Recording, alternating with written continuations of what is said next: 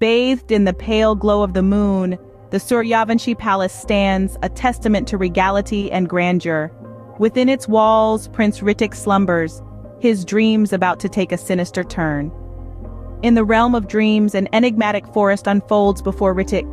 The air is thick with mystery, and a captivating melody fills the silence, drawing him in like a moth to a flame. As he ventures deeper, a figure emerges from the shadows, a woman of haunting beauty, dancing by a moonlit pond. Her face, shrouded in darkness, adds to the allure. Enchanted, Ritik's heart races as he watches her graceful movements. But dreams, much like reality, can be deceiving. The woman's form begins to distort, her silhouette warping and twisting until she transforms into a resplendent serpent, a Nagin. Her hypnotic gaze locks with Ritik's, sending a shiver down his spine. Suddenly she strikes, her fangs sinking into his wrist. And just like that, the dream shatters. Ritik is thrust back into the world of the waking, his heart pounding like a war drum, a cold sweat trickling down his spine. His wrist throbs with an intensity that blurs the line between dream and reality. Two distinct bite marks stare back at him, a chilling reminder of the nightmare that felt all too real. With a gasp, Ritik awakens, his heart pounding, a cold sweat trickling down his spine. The enigmatic dream has ended, but its echoes linger. The stage is set for a journey teetering on the edge of reality and the supernatural, a journey fraught with danger, mystery, and an impending curse. And so, our tale begins. Ritik sits up, his breath ragged, his pulse racing. His gaze falls on his wrist where two distinct bite marks stand out. His heart pounds like a drum in his chest. His palms are slick with a cold sweat, and his mind is a whirlwind of confusion and fear. Just moments ago, he was in a dream so lucid, so vivid, it was as if he was living it. In the quiet of his chamber, Ritik attempts to gather his thoughts. The enchanting music, the beautiful woman, the transformation into a magnificent serpent, it all seemed so real. But it was the pain, the sharp, searing pain that jolted him awake, that was the most tangible. His gaze returns to the marks on his wrist. They're not an illusion. They're not a figment of his imagination. They are real as the fear that is now creeping into his heart. A dream, after all, is just a dream. But what happens when the dream transcends the realm of sleep and steps into reality? What happens when a dream leaves a mark so profound, it challenges everything you've ever known? Ritik can't shake off the feeling of unease. His mind is plagued with questions that have no answers. Was it just a dream, or was it a prophecy, a warning? His heart flutters with anxiety at the thought. He has been brave, he has faced adversaries with courage, but how does one fight an enemy that comes in dreams?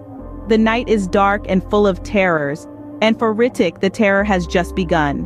The once tranquil palace now seems shrouded in an eerie silence. The shadows seem deeper, the night more sinister. As he grapples with his fear and confusion, Ritik can't help but feel that his life has taken a turn into the strange and unknown. As dawn breaks, the palace is stirred with whispers of the prince's ominous dream. The air is thick with apprehension, the walls echoing with hushed conversations and veiled concerns. In the heart of the palace, a prince sits with a problem that is as enigmatic as it is terrifying. The aftermath of the dream has left him in a state of disarray, setting the stage for a tale filled with suspense, intrigue, and the supernatural. In the tranquil palace garden, Queen Yamini, a picture of regality, receives the unsettling news. The air, once filled with serenity, is now charged with an unseen tension. As the servant whispers the news of Prince Ritik's mysterious dream, her calm demeanor wavers. Anxiety swirls in her eyes, replacing the usual royal coolness. She's been told that Ritik's dream has left a very real, very tangible mark on his wrist. A mark that could only mean one thing: the dream's curse. This isn't a simple nightmare, but a foreboding omen, a curse that has plagued the royal family for generations. For Queen Yamini, this revelation is akin to a dormant volcano erupting, spewing out fears she had hoped would remain buried. The dream curse is real, and it has set its sights on her beloved son, Ritik. The weight of the news settles heavily on Yamini's shoulders. The queen's heart clenches with fear and worry, yet she knows she must be strong. She is a mother after all, and a queen.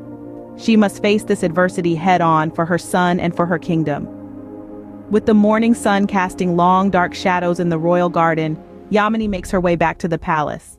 Her mind races, thoughts whirling like a storm. The dream's curse is not something to be taken lightly. It's a warning, a premonition of danger, and it requires immediate action. Riddick, her son, the charming prince, is in peril. The only way to save him from the curse is through marriage. Yet Riddick is not ready for marriage. He hasn't even found a woman he wants to marry. But this isn't about choice anymore, it's about survival. With a heavy heart, Yamini decides to confront Riddick about his impending danger. As she walks through the grand palace doors, she knows that what lies ahead will not be easy. She will have to convince Riddick of the curse, and of the desperate measure that they must take to ensure his safety. And so she steels herself for the difficult conversation that awaits. The fate of her son, and the future of their kingdom, hangs in the balance. Yamini stands by Riddick's bedside, her heart pounding with worry. She gazes at her son, his face a picture of confusion and fear. The weight of her knowledge, the burden of a secret she had hoped would never surface, rests heavy on her shoulders. But now, there's no choice but to reveal it. Your dream, Riddick, she begins, her voice barely more than a whisper, was not just a dream, it was a warning. Her eyes are grave, filled with an intensity that makes Riddick's blood run cold. You have been marked by the Naggin, the serpent woman of your dream. This, she points to the bite marks on his wrist, is a sign of the dream's curse. Riddick's eyes widen in disbelief. A curse? But how can a dream curse me, mother? His voice is shaky, his mind struggling to comprehend the gravity of her words. Yamini takes a deep breath. This is an ancient curse, Riddick. It has been foretold that the firstborn of our royal line would be marked by the Naggin in his dreams. This mark signifies a looming danger, a threat to your life. Riddick's heart races. His mother's words echo in his mind. A threat to his life, a curse, a Naggin. It all feels surreal, like a nightmare that he can't wake up from. But, he stammers, what can we do? Yamini's face softens, a glimmer of hope flickering in her eyes. There's one way to break the curse, Riddick. You must marry. The love and bond of matrimony can protect you from the curse. Riddick looks at her stunned. Marry? But I've not met anyone I want to marry, mother.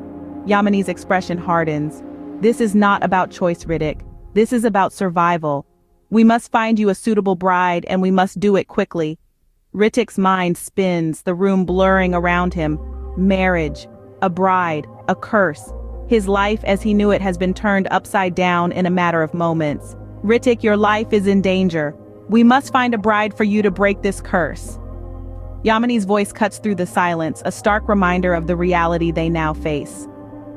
The revelation hangs heavy in the air, a chilling end to an unimaginable day. Riddick stares at his mother, confusion etched on his face.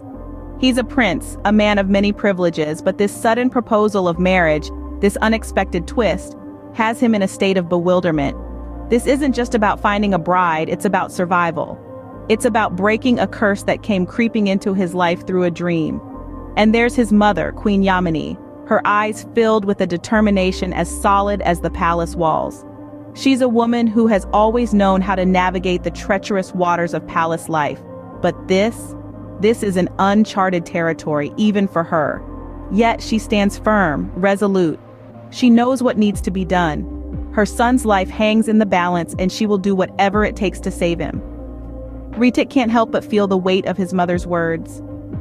A matter of life and death, she had said.